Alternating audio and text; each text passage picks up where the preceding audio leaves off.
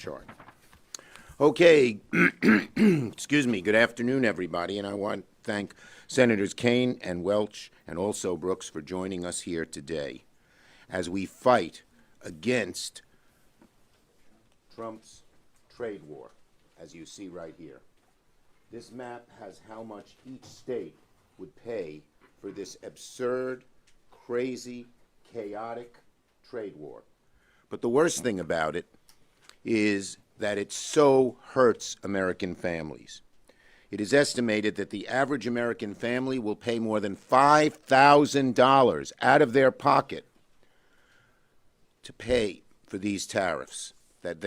These tariffs will cost them $5,000 as the prices of everything goes up, whether it's groceries or cars or wood or you name it, across the board. Why would Trump do this? Why would Trump do this? One reason. He wants to take the money that he gains from tariffs to give tax cuts to billionaires. And when told that American families would pay a whole lot more out of their pockets, you know what he said? I don't care. What kind of bubble is this man and his billionaire cohorts in that they don't understand that when the average American family is told that you're going to have to pay $5,000 more for the things you buy, that it pains them so? Well, can't buy that new car. Can't take that vacation we've been planning for a whole year with the kids. Can't go visit grandma. Got to cut back on even the medicines I buy. What kind of bubble do they live in? So we have documented in this chart how much each state would pay from Trump's trade war. And it's devastating. I just talked to over 50 people in my state of New York. We're right on the Canadian border. Buffalo thinks they could go into a real recession if these tariffs came about. Plattsburgh, 20% of their businesses are Canadian-owned. What are they going to do? And there are tens of thousands of job losses in every part of New York State because there are tariffs. They are a tax on families. They don't like taxes? This is one of the worst taxes they could put in. And don't just listen to us. Rand Paul, hardly a Democrat. Tariffs are simply a tax. Senator Mullen, tariffs is a tax. He didn't have the right grammar, but I'll read him verbatim. Tariffs is a tax, and it will be passed on to consumers. According to the New York Times, 6.5 million jobs would be impacted by the Canadian tariffs, and people in red states will be especially impacted, from farmers to small businesses. And here's another problem. It's chaotic.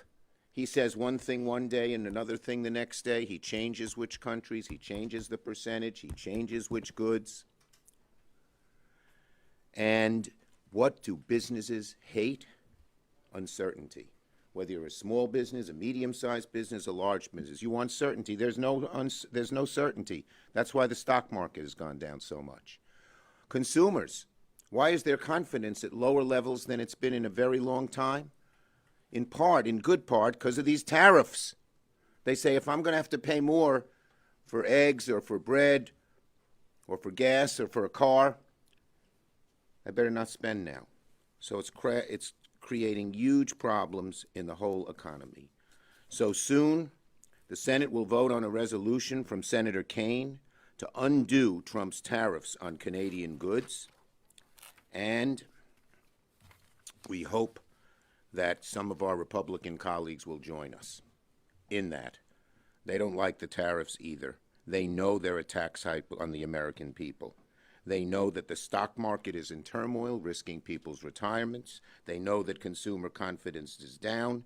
And the odds of a recession, something people hate. It's harder to find a job, keep a job, maintain your weekly budget if a recession occurs. And now our greatest financial prognosticators are saying the chances of recession because of these tariffs, this tariff tax, goes way up. So we're going to fight these tariffs tooth and nail. Trump's done a lot of bad things. This is way up there. Ask American people. And one final thing. Look at what happened in Wisconsin yesterday. The American people understand that Trump is not on their side on tariffs, on tax cuts for billionaires, on cutting Medicaid, on cutting the others. The American people are seeing how bad Trump is. Tariffs is a good part of it, and they are not supporting people like Elon Musk and those who support Donald Trump. Tim. Thank you to Leader Schumer for being a great partner in this effort. And here we are. It's an unusual procedure. There are not many things where even one senator can file a motion that will be guaranteed a floor vote. But the crafters of this legislation, the International Emergencies Act, believed that while a president might need to declare an emergency, that should not go unchallenged if members of Congress felt like, hold on a second, let's get this right. No one is denying that there's a fentanyl challenge in the United States, a huge challenge. We've all seen it in all of our states, And that is why this is not an action to undo the Mexico tariffs or undo the China tariffs. You might argue about whether the emergency is one that where tariffs is the right answer, but clearly the fentanyl trade is being heavily driven through Mexico or precursor chemicals from China. But Canadian tariffs are not the answer to the solution because the fentanyl problem is not primarily a Canadian problem. There's an article that's out in the Globe and Mail today that digs into the disparities, 21,000 pounds of fentanyl seized from Mexico coming across the border last year. And there's a claim that there's 43 pounds seized from Canada, but the article that's just come out from the Globe and Mail suggests it's actually a good bit less even than 43 pounds. Is there work that we should and need to do together on fentanyl? Of course, Chuck led us to pass the Halt Fentanyl bill in the Senate just 2 weeks ago, and there's more we can do. But this is not about fentanyl. It's about tariffs. It's about a national sales tax on American families. Trump's economic advisor, Peter Navarro, said that the total of these tariffs will be $6 trillion of taxes paid by American consumers, more than $600 billion a year. I've told the story of this baker that I have in Virginia. April is her name. She owns a bakery. Some of you might know this place. It's called Mom's Apple Pie. Now, is this a good thing for a speech in the Senate recording studio? Mom's Apple Pie Bakery. April owns it. 3 locations: Loudon, Purcellville, Occoquan. I was with her recently. She said, "Tim, you got to do something about these Canadian tariffs." And I said, "April, you got these 3 little bakeries. I mean, Canadian tariffs, how do they affect you?" Pie tins. All aluminum pie tins, they all come from Canada. You increase the price of a pie tin by 25%. And it's even worse if you have a can of beer with your apple pie. There you go. Or try some whiskey or something. The pie tin goes up by 25%. And she said nobody has to buy an apple pie. It's to celebrate somebody's birthday or a party. And if the price of a tin goes up by 25%, I sell fewer pies. I may have to lay people off. She's been through it in round 1 with Trump's tariffs in the first term. My largest business in Virginia is the shipyard, Huntington Ingalls Shipyard in Newport News. Ships and subs, critical to our nation's security. 35% of the aluminum and steel that are used in U.S. ships and subs comes from Canada. The other 65% is American-made steel. We're having a hard time producing ships and subs on time and on budget now. These tariffs kick in, it's going to get much worse. I'm very, very proud that this is a bipartisan bill. Rand Paul is an original co-sponsor of the bill. He's going to take the floor at 3 o'clock today for a half hour to talk about this. But I'm also proud with the number of stakeholders that have signed on. This morning, the U.S. Chamber of Commerce signed on to support SJ Res 37, the AFL-CIO, the sheet metal workers, the steel workers, the U.S. Conference of Mayors, the National Taxpayers Union. Mike Pence started a think tank after he stopped being vice president. I think it's called American Freedom Alliance. They came out yesterday. Vice President Pence's think tank came out to support SJ Res 37. We have support left, right, and center because people don't want Americans to have to struggle to pay more for groceries, pay more for building supplies, pay more for apple pie, for God's sake. I'm really happy to be joined by Senators Alsobrooks and Senator Welch, and I think Senator Welch might be up next. He is. Yeah, thank you very much. You know, nobody supports tariffs economically. Economists have looked at this, and they don't work, and they do a lot of hurt. So what we have with the Trump policy here is essentially a faith-based economic plan. There's no evidence that it works. There's overwhelming evidence that it fails. And the American people are going to get a history lesson starting very soon about Smoot-Hawley. Two names that don't immediately come to mind. But it was just before the recession that the U.S. had the highest tariffs in our history. And those tariffs were put in place by the president who got it wrong and thought this would help us. Well, it helped us usher in the Great Depression. And since then, presidents on both sides of the aisle have steered clear of these trade war tariffs until President Trump. Now, second, we have an affordability crisis in this country. Working families are struggling to pay their bills. And just in Vermont, to make it very concrete, we get a lot of our electricity from Canada. We get a lot of our gasoline on the northern part of Vermont from Canada. We get our home heating fuel from Canada. And those bills for folks are going to go up immediately. Home heating fuel, gasoline, electricity. Why in the world would we do that? The other thing is that Canada's our friend. It's not China. And along the border, where we have decades and decades of mutual respect, we're starting to change that into distrust. And a confident country treats its allies with respect. And these tariffs are going to do direct and immediate economic harm to everyday Vermont families and farmers, maple sugar producers. But it's also going to start eroding the trust that is the benefit of good relations over time. Why in the world would President Trump want to be Smoot-Hawley? That's what he's embracing. Totally bad, totally wrong, doomed, and the only question is how much pain will he inflict on everyday Vermonters before he comes to his senses and withdraws this tariff policy. Thank you. Senator Alsobrooks. Thank you. I want to thank Leader Schumer and Senators Kaine and Welch for being here today. You know, President Trump has dubbed today Liberation Day.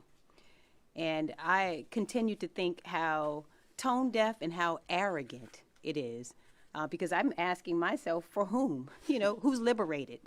And Elon I think Musk. Elon Musk. Yeah, I think the reality of it is that middle class and hardworking families like the one I grew up in, I regard myself in so many ways as having grown up in a blue-collar family. A father who was a car salesman, a mother who's a receptionist, and the fact of the matter is the people who are being liberated are the billionaires.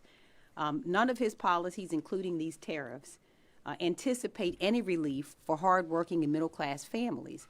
And so those who will be liberated are not us. And furthermore, he went on to say very arrogantly, you know, there's going to be a little pain, some minor pain and disruption, but the people that I represent don't regard increasing cost of groceries, increasing cost of owning a home, increasing cost of owning an automobile as a minor disruption. But it is a minor disruption to billionaires who can certainly not only afford the increasing cost of goods, but who will also enjoy a tax cut on the back end of this. We know that the taxes that we're looking at, the tax cuts will net, we believe, Elon Musk about $50 million in tax cuts over a 10-year period. So the cynical nature of these tariffs is really, really very disturbing. And so I have, my first bill is a Tariff Transparency Act. That has been filed. I'm going to go to the floor today and ask for a unanimous consent on. And if it is in fact the case that these tariffs are a minor disruption and this is Liberation Day, we're simply asking this administration and my colleagues on the other side of the aisle to prove it, to be transparent with the American people, to tell us the cost of these tariffs. And I can tell you, I've met in my state with people from every corner of the state. Just a couple of weeks ago, had the opportunity to sit down with farmers. Some were poultry farmers. I met with business owners, and many of them feel betrayed by this administration.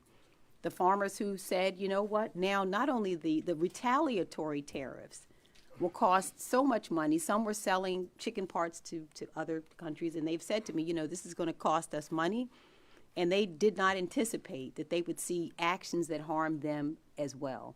And so I want them to prove to us, who does it benefit? That's a question that I think is a fair question, is when he says a little pain, who does he mean? Who should sustain the pain? And I would say it absolutely should not be the middle class and hardworking families of this country who pay for the tax cuts for his billionaire friends and who suffer beneath these tariffs. And so we say, again, if it's a minor disruption, and this is Liberation Day, we just simply want to know who should be liberated. And I think that the Transparency Act will show us that. We'll take questions on this subject. Yes. Quick question. About 3 weeks ago, you said that as Trump becomes more unpopular, that Republicans will wake up and they will start to break from him. Do you think the fact that Republicans are joining Senator Kaine's resolution on this shows that Republicans are waking Well, up look, to the the number one factor in terms of Trump's unpopularity is the American people. And he is becoming less and less popular, particularly on issues like this, on the economy. His numbers are underwater rather significantly, depending on which poll you do. And once the American people say, I don't want to embrace somebody, I don't want to vote for somebody, I don't want to support somebody who embraces Trump's policies, things begin to change. But public sentiment is everything, and we are letting the public know in every way we can, fighting every day on how bad the Trump policies are for them. Yes, in the back. Schumer, a lot of dairy producers in New York and Vermont, and as you know, dairy producers have faced import restrictions in Canada. Is it fair for Trump to use some leverage here to get Canada to Look. reduce its trade barriers on dairy? Look, are there certain tariffs that make some sense in a specific area where we're being treated unfairly? Yes. But the kind of meat axe, blunderbuss approach that they use across the board on everything and huge amounts is typical of this administration. They don't think things through. I dealt with Trump on tariffs back in 2017 when he was president because I was a hawk on China and so was he. And I met his people. I met this guy Navarro. The guy had no basis of any facts, and he sort of had to leave the administration. Now he's back running the tariff policy. They don't, as Angela talked about, they don't look at the facts. He just gets this idea in his head that it's going to be a good thing and does it, and then he says he doesn't care if the American people pay more. It's crazy. Chuck, can I say something? Yes, Tim, please. Just real quick, what a great question. Because the dairy issues I've heard Chuck talk about them. I've heard Tammy Baldwin talk about them. There's a Trump-created mechanism to deal with that problem. The USMCA, negotiated by President Trump, I think it got 89 votes here, heavily bipartisan. Why are they not using the MCA to deal with it? Because they want money for a tax cut. Yes. If they used MCA to negotiate the differences, they wouldn't have Peter Navarro saying, we're going to get $6 trillion that we can use for a tax cut. That's the way they should deal with this problem. A Trump-inspired, state-of-the-art trade deal that gives them a mechanism for resolving disputes. The fact that they're throwing that aside and going with tariffs tells you that there's something else going on here. And in just across-the-board way. Now probably when we're treated poorly across the board, like with China, a broader approach might be necessary. When it comes to Canada, when it comes to Mexico, when it comes to Europe, where we have such complicated, intercombined relationships, that kind of approach hurts only one group, the American people, the average American family. On this subject, yes. Thank you, Leader. What is your response to the president's argument that these tariffs will lead to reshoring of manufacturing overseas and allow for a level playing field for U.S. industries? Yeah, well, he gets these ideas in his head. He has no proof, and most every study, and these guys know this, has shown that that doesn't happen. Plain and simple. That's the problem. There's no factual basis here. It's a crazy idea in his head that hurts American families and does very little benefit, and in an untargeted way that makes no sense. Yes, in the back there. The House introduced a resolution to challenge the emergency declaration on Mexico as well. Are there plans to do that in the Senate? Tim? One at a time. So I did an emergency challenge on the energy emergency last month, and we're all in on Canada. There are different issues. Canada and Mexico are not completely the same because of some of the issues with respect to fentanyl. So it's different. But let's get this one done. And if we can get this one done and succeed, then we also have to see what President Trump does this afternoon. There may be a whole new series of trade or tariff-related motions coming your way soon. Lord depending- knows. Yes. Mr. Leader, as you're saying, the Trump administration says they'll get money from tariffs, they'll use it for tax cuts. This is at the same time as Leader Thune seems to be proposing, as part of reconciliation, a zero baseline for the current tax cuts. The parliamentarian will probably have to rule on that, but do you think that that comports with Senate procedure policy? Okay, that's a different problem, but another huge problem he's causing. It wasn't the same, but you're so nice, I'm going to entertain it. The bottom line is this. If they go through current policy baseline, it will increase the deficit on the United States by $30 trillion, virtually doubling it. And who's going to pay the price? Us, our children, our grandchildren.